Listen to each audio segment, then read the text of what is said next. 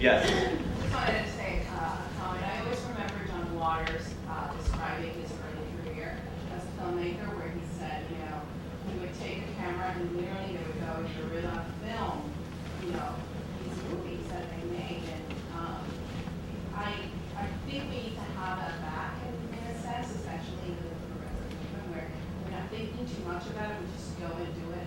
I find that whenever I, take a cake,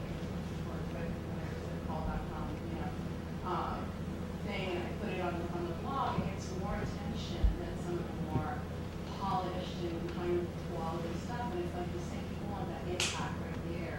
They want it, this immediacy of handmade video. And I find it really interesting with my kids. They just quick, there's a group called Mosh, two guys called Mosh. They have millions. They're the new Monty Python. It's amazing. It just blows me away. Two kids, teenagers, they are the new Monty Python. And it's slowly. Now I have to be a responsible moderator and ask, can you guys hear in the back? No. Yeah. No. Some people can't hear, so I'm going to take another comment and enforce it, stand up and talk to the room. And we'll do it in the back, the woman with the hand up. That'd be you. It's me, Ari. I can't see, but stand up. Oh, sorry, it's Deanna. Hi. I'm standing up and broadcasting because I have one of those voices that will carry. Just a comment that I want to make about what you said about, we all have, this many followers and this many people. And I just want to remind, and some of you know this, but just to remind everyone in the audience or inform people that might not know, it's not about numbers necessarily in the game of social media and the way that media is evolving. That's kind of the number of eyeballs that see something as a relic of broadcast style media.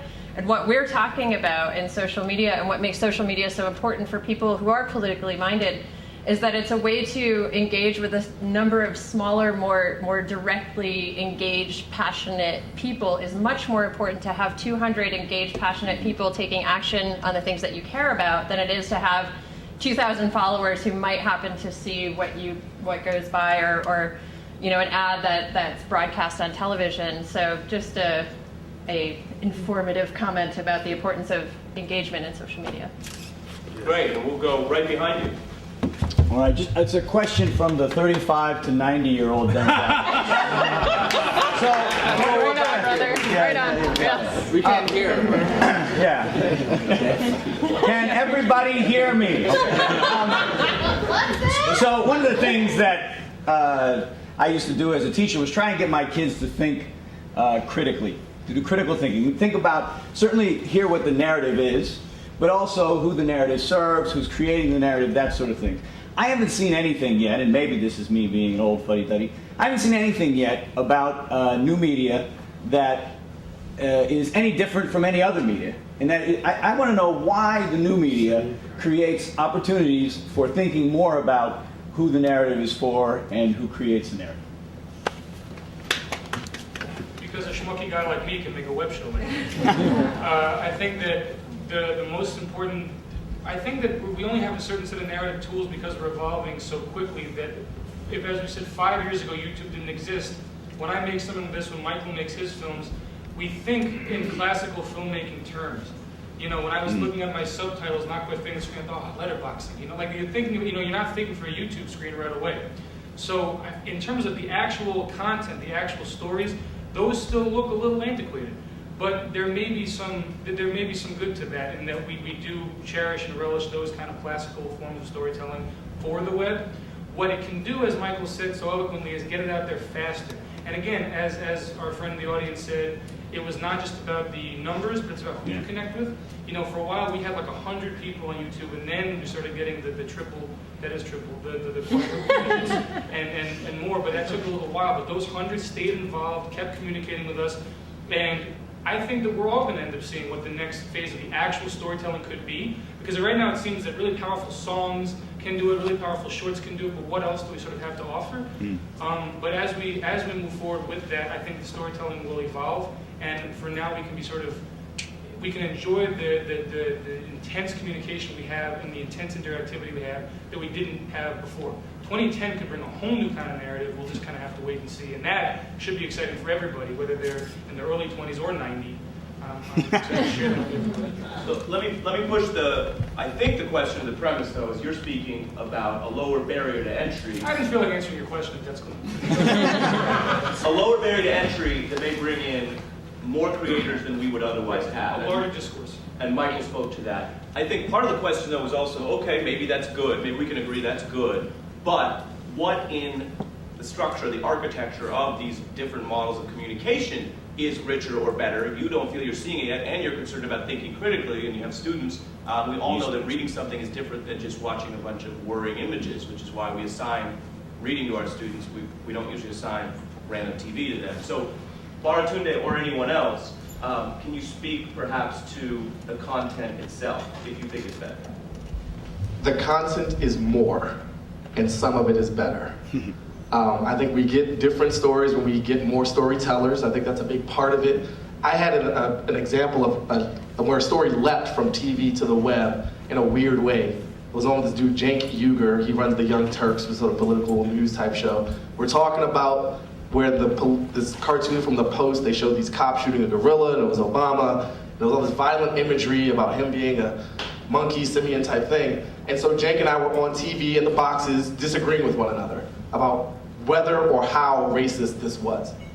That was 4 minutes on a pretty big platform. We then continued for a couple of weeks, back and forth, YouTube video responding to one another. He would post it to his blog, I'd post it to mine, we both posted to Huffington Post, and people were video responding to our video responses and writing about it, and we didn't push it very hard. It was an experiment, just to see could we give this subject the time that it deserved.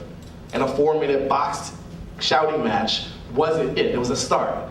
But moving that on, I think that's an example, and it happens to be one I'm involved in, but there are others out there. There's a guy, David Gemma, in the UK. He used to do BBC news stuff. Just search him. However you think it's spelled, you'll find him. Q Magazine is his name on Twitter. Wholly different type of storytelling. Totally different, stylized film, very informative, very engaging.